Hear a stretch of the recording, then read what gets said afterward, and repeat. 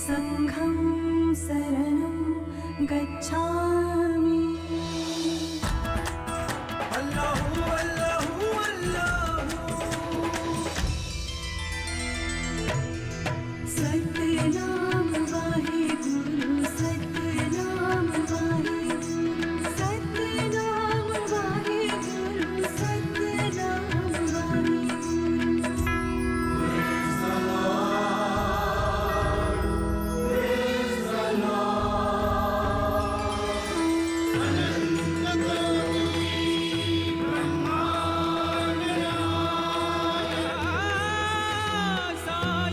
सबका मालिक एक है।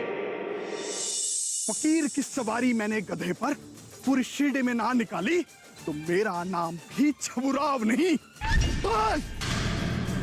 मैं अपने ठाकुर के बारे में एक शब्द भी बुरा नहीं सुन सकता। छबुराव ने तुम्हें अपने जाल में फंसा लिया और उसने तुम्हें उत्तेजित करके तुम्हारा तमंचा देख लिया। एक बार इसका तमंचा मिल जाए फिर मैं इसे ऐसी सजा दूंगा कि इसकी रूह कांप उठेगी। जाओ। जी जनाब, जी जनाब। उन सबने खंडोबा मंदिर के पास सारे झाड़ियों में ढूंढा पर उन्हें नहीं मिला। पुलिस वालों के जाने के बाद वो कुलकर्णी और छब्बूराव ने भी ढूंढा पर उन्हें भी नहीं मिला। पर ये आपके पास कहां से आया ठाकुर? तुम आम खाओ देवीदास, गुठलियां गिनने क्यों बैठ गए? मुझे बताओ ठाकुर, मेरा तमंचा आपके पास कैसे आया? देवीदास, जिनसे मैं प्रेम करता हूँ उनके साथ मैं दिन रात साई की तरह लगा रहता हूँ, भले ही उन्हें मेरी उपस्थिति का एहसास हो अथवा ना हो। पर मैं अपनों के सुख चैन के लिए हमेशा भागता रहता हूँ और भागता रहूंगा। तो क्या आप वहां पर आए थे ठाकुर? अगर ना आया होता तो तुम्हारा तमंचा मेरे पास कैसे होता देवीदास? पर कब ठाकुर? जब तुमने तमंचा फेंका तब पुलिस का ध्यान तुम्हारी ओर था और तुम भी झाड़ियों की ओर ना देखकर पुलिस को देख रहे थे तब।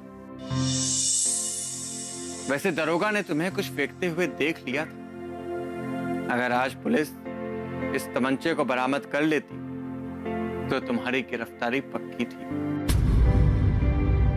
इस कारण जब तुमने खंडोबा के बाहर झाड़ियों की ओर तमंचा फेंका तब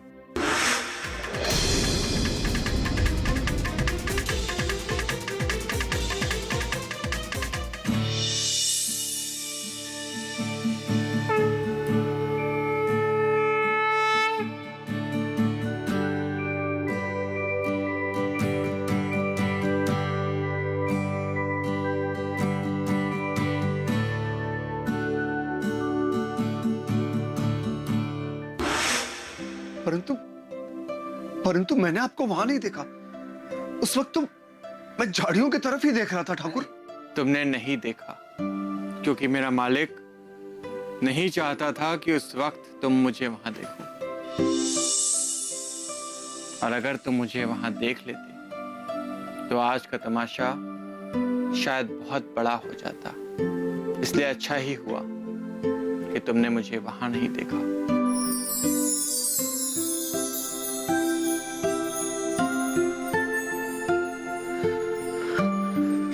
तुम धन्य हो ठाकुर, तुम धन्य हो और धन्य है तुम्हारी लीला। ना जाने कितने जन्मों का पुण्य किया होगा जब मुझ जैसे पापी पामर को तुम्हारे चरणों में शरण मिली। तुम धन्य हो ठाकुर, तुम्हारी सदा ही जय हो। अब जो मैं कहने जा रहा हूं उसे बहुत ध्यान से सुनना देवीदास। आ गया ठाकुर। भगत जी और सरफुद्दीन के आने से पहले ये तमंचा ले जाकर जंगल में कहीं छुपा दो। जो आ गया ठाकुर।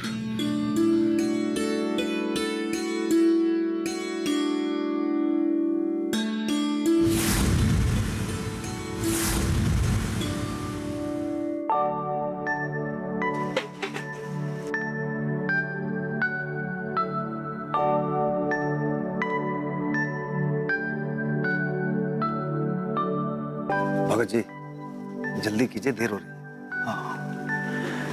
है। शिव भाई थोड़ा जल्दी करो, देवीदास को भूख लग रही होगी। जी अभी आई।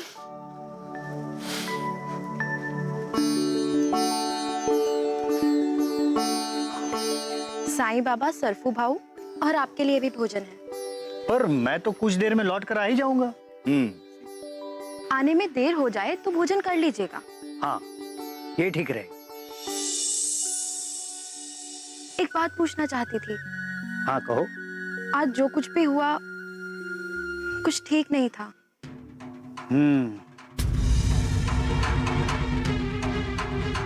आज से पहले शिरडी में कभी भी फिरंगी पुलिस नहीं आई।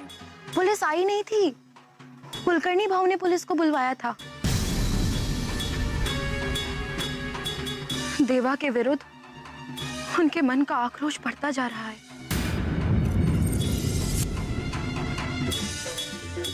देवा उनके आक्रोश को शांत नहीं करना चाहते। पर क्यों? क्यों का जवाब आपको बाबा ही दे सकते हैं भाभी जान। कुछ दिनों पहले ही मैंने बाबा से कुलकर्णी को सजा देने की बात कही थी। तब बाबा ने कहा था कि कुलकर्णी को सजा की नहीं दवा की जरूरत है और समय आने पर उसे मिल जाएगी। तब से समय का इंतजार कर रहा हूं भाभी जान। जैसी देवा की इच्छा, पर अब हमें और सतर्क रहना होगा। कुलकर्णी भाऊ हार कर चुप बैठने वाले इंसानों में से नहीं है। तुमने सच कहा, पर अब हमें जाने दो वरना देवीदास भूखा रह जाएगा। हाँ भाभी जान चलिए।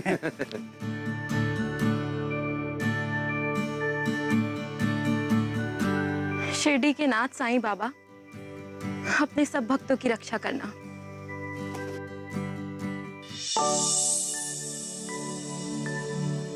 शिव भाई का कहना गलत नहीं है। भाभी जान बिल्कुल सही कहती हैं भगत जी। जो आज हुआ है वो आगे भी होगा, इसलिए हमें होशियार रहने की जरूरत है। तुम तो हमेशा ही होशियार रहते हो सरफुद्दीन। देवा ने आज तुम्हारी जैसी कठोर परीक्षा ली, कोई और होता तो टूट जाता। मान गए सरफुद्दीन।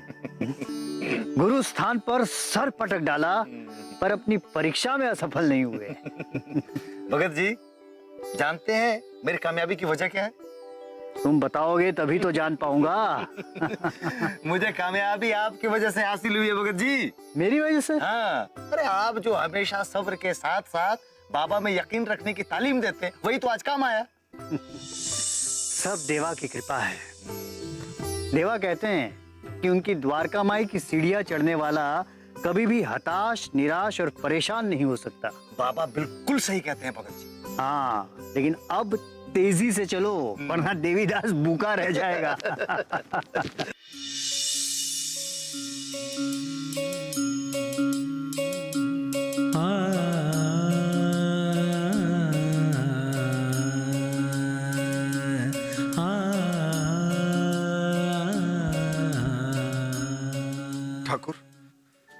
ठाकुर, मैंने अपना तमंचा जंगल में सुरक्षित छिपा दिया।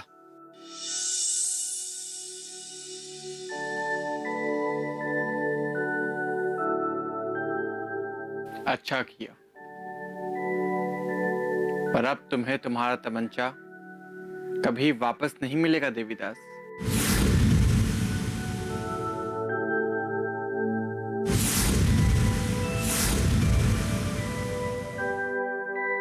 ऐसा क्यों ठाकुर?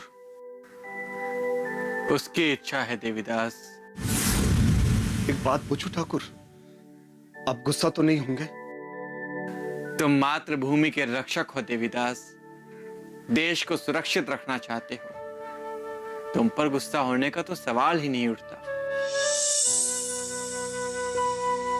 तुम यही जानना चाहते हो ना कि जब मुझे तुमसे तुम्हारा तमंचा वापस लेना ही था तो फिर तुम्हें लौटाया क्यों?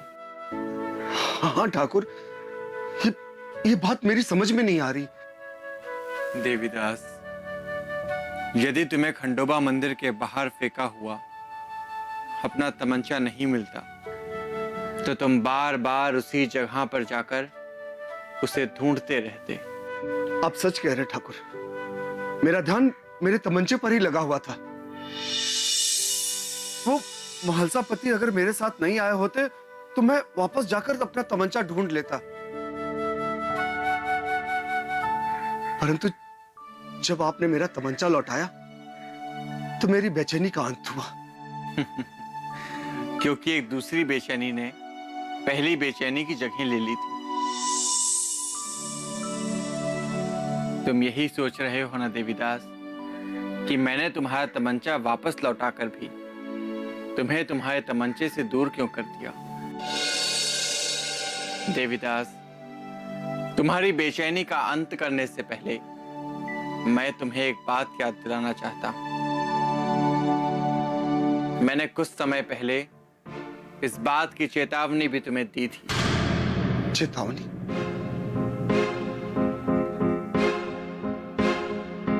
माफ करना ठाकुर, मुझे आपकी दी हुई चेतावनी याद नहीं आ रही। याद करो देवीदास, उस रोज जब नीम गांव जाने वाले मार्ग पर तुम मुझे मिले थे। मैं सरफुद्दीन और नाना के साथ संध्या भ्रमण कर रहा था।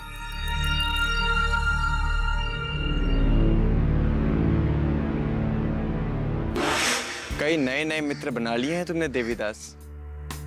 मित्रों की संख्या अधिक हो तो शत्रु भयभीत रहते हैं, पर ध्यान रहे सच्चे मित्र को पाना बहुत ही कठिन है, और मित्र के वेश में शत्रु को पाना बहुत ही सरल। मैंने तुम्हें आगाह किया था, पर तुमने मेरी चेतावनी पर ध्यान नहीं दिया। क्षमा करना ठाकुर, मैं आपकी चेतावनी समझ नहीं पाया। इसका कारण यह है कि आपके चरणों में आने के बाद मैं हर ओर से निर्भय हो गया था। अब मुझे किसी का डर नहीं लगता। मेरे मन में हमेशा एक ही भाव रहता है अब कि मेरे ठाकुर मुझे हर परिस्थिति से उबार लेंगे। तो बस ये समझ लो देवीदास कि मैंने तुम्हें बचाने के लिए ही तुमसे तुम्हारा तमंचा दूर किया है।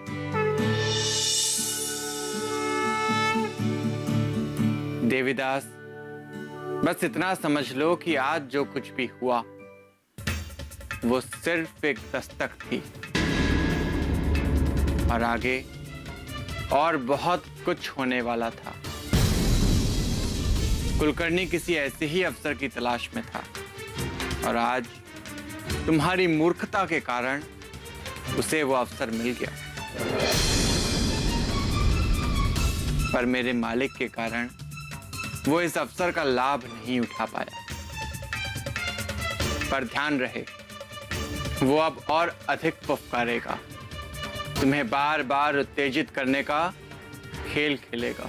समझ गया ठाकुर, पर ऐसे समय में मेरा तमंचा मेरे पास होना चाहिए था, ताकि कुलकर्णी और उसके आदमियों।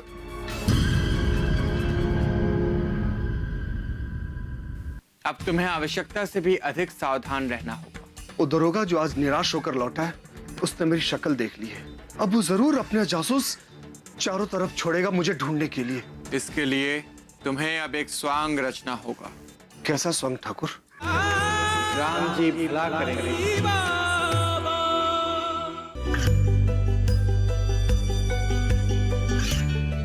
गांवों और पिछड़े क्षेत्रों में सरकारी योजनाओं की जानकारी पहुंचा। देश में कौशल और क्षमता विकास कर ग्रामीणों को सामाजिक बदलाव और विकास से जोड़ने की दूरदर्शन किसान की पहल चौपाल चर्चा देखें सोमवार से शुक्रवार सुबह 9 बजे। राम जी भला करेंगे। कुलकर्णी और उसके आदमी केवल तुम्हें उत्तेजित करने का काम नहीं करते देवीदास, बल्कि तुम्हें फिरंगियों की हवालात पहुंचाने का प्रबंध भी करते हैं, और तुम पर उछले कीचड़ के दाग मुझे भी मैला कर जाते हैं। इसलिए तुम्हारा तमंचा तुमसे ही दूर करना आवश्यक था। अब आपकी बात मुझे समझ में आ रही है ठाकुर, आपने जो कुछ भी किया वो सब ठीक था। इतना समझ गए तो एक बात और समझ लो देवीदास, हथियार कभी निजी सुरक्षा का साधन नहीं होते। हथियार तो दिखावे, प्रदर्शन और दुनिया को डराकर अपना आतंक स्थापित करने वाली चीज है। जो दूसरों को डराएगा एक ना एक दिन उसे भी डरना पड़ेगा, दूसरों के सामने उसे भी झुकना पड़ेगा, क्योंकि वक्त का पहिया कभी एक सा नहीं होता।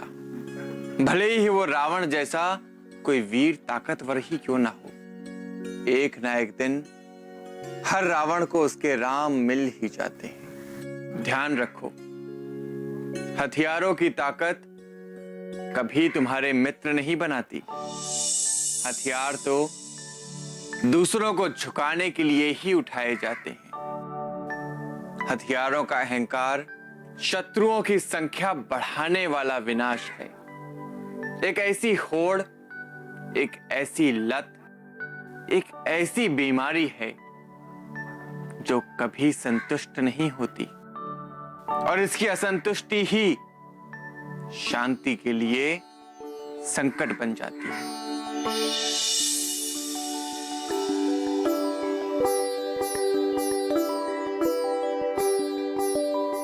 आप ठीक कह रहे हैं ठाकुर।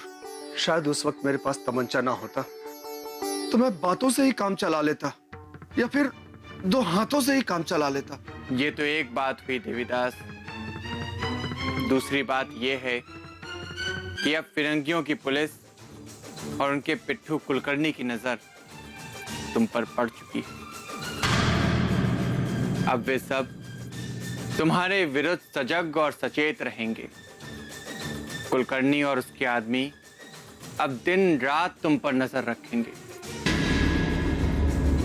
अब मेरे लिए क्या आज्ञा है देवा? देवीदास, अब तुम्हें आवश्यकता से भी अधिक सावधान रहना होगा और अपने दल के सभी अभियानों से दूरी बनानी होगी, अन्यथा तुम अपने दल और साथियों के जीवन पर संकट बन जाओगे। आप सही कह रहे हो ठाकुर। वो दरोगा जो आज निराश होकर लौटा है, उसने मेरी शक्ल देख ली है। अब वो जरूर अपने जासूस चारों तरफ छोड़ेगा मुझे ढूंढने के लिए। इसके लिए तुम्हें अब एक स्वांग रचना होगा। कैसा स्वांग ठाकुर? कुछ समय पहले मारुति मंदिर में बच्चों की पाठशाला आरंभ हुई थी, पर योग्य शिक्षक के अभाव के कारण वो पाठशाला फिर से बंद हो गई। तुम कल प्रातः से उस पाठशाला को फिर से आरंभ करो। इससे कुलकर्णी का भ्रम और उस पर से फिरंगियों का विश्वास दोनों ही टूट जाएगा। तब मैं तुम्हें संकेत दूंगा। ये बहुत ही पढ़ा लिखा और समझदार है, बच्चों को अच्छी शिक्षा देगा। पर कुलकर्णी भाव को ये पसंद नहीं आएगा। तुम्हारे कुलकर्णी भाव तो ये भी नहीं चाहते कि हम श्वास लेकर जीवित रहें। पाखंडी फकीर पर विश्वास कर सकता हूँ, लेकिन तेरी बात पर नहीं। राम जी भला करेंगे।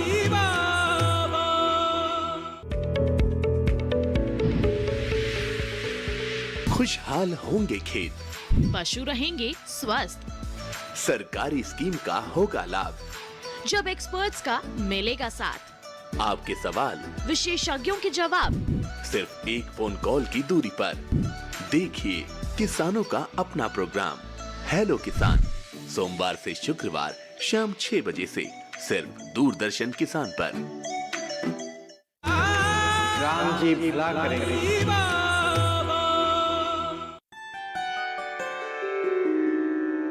ओम साई नाथाय नमः। ओम साई नाथाय नमः। एक बहुत बड़ी खुशखबरी है भगत जी। देवीदास कल प्रातः से मारुति मंदिर में पाठशाला का फिर से आरंभ करेगा।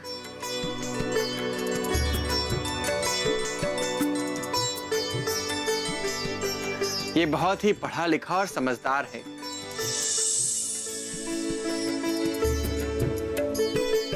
बच्चों को अच्छी शिक्षा देगा। ये तो सचमुच खुशखबरी है देवा। पर कुलकर्णी भाव को ये पसंद नहीं आएगा।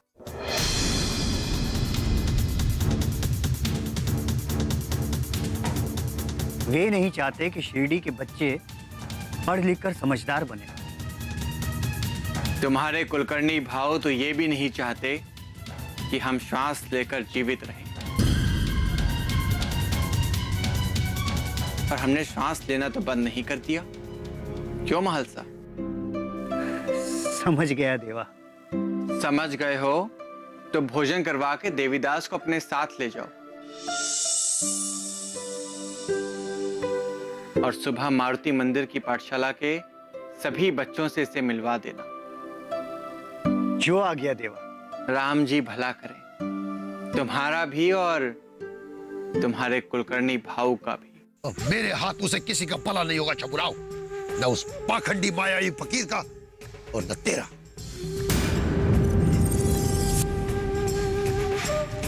तेरे चक्कर में आज मैंने अपनी नाक कटवाई है। आप मेरी बात का विश्वास करो भाऊ, मैंने अपनी आंखों से उस डाकू के पास तमंचा देखा था और उसने मुझे मारने के लिए वो तमंचा मुझ पर ताना भी था। अरे फिर वो तमंचा जमीन खा गई कि आसमान उड़ा ले गया? भाऊ, इसके पीछे मुझे उस जादूगर फकीर का कोई खेल दिख रहा है। कब बस बकवास करने का नहीं। आई शपथ भाऊ, मैं सच कह रहा हूं, मेरी बात का यकीन करो। चुप।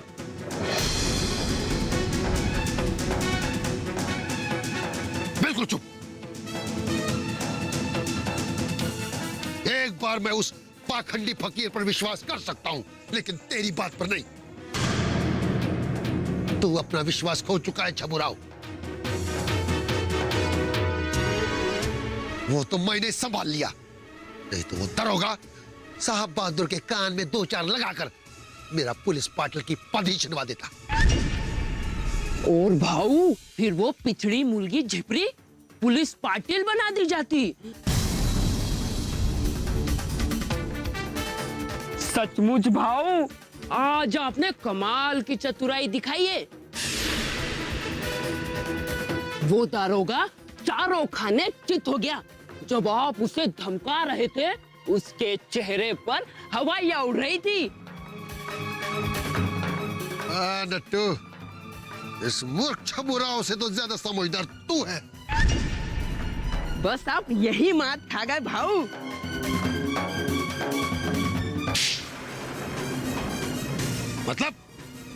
मतलब ये भाऊ कि इस महामूर्ख छबुराव से मैं कहीं ज्यादा होशियार, चतुर, कुटिल तो कहीं वर्षों से हूँ। बस आप ही मुझे नहीं पहचानते, यही मात खा जाते हैं।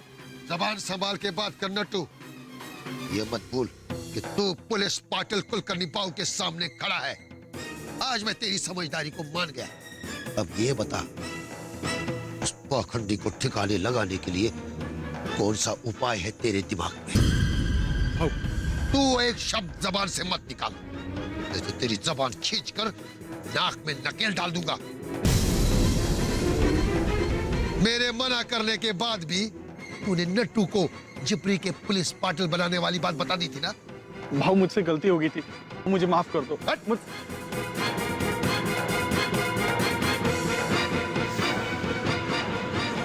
भाऊ,